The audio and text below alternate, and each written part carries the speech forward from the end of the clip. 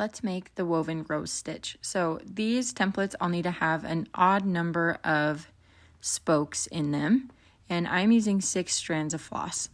The number of strands of floss you use determines how puffy the rose is going to be. And I start here on the outside of the circle, and I just bring the little straight stitches over the spokes towards the center.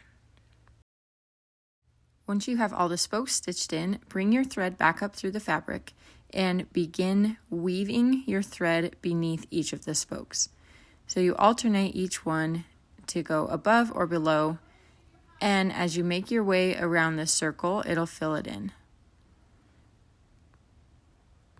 Make sure you're pulling kind of tight on these edges, and your needle is not going back through the fabric until the end. And when I'm done with one of these roses, I like to add a couple stitches around the outside edge just to make sure it's secure and will set in place. Sometimes you also need to cover the spokes a little bit.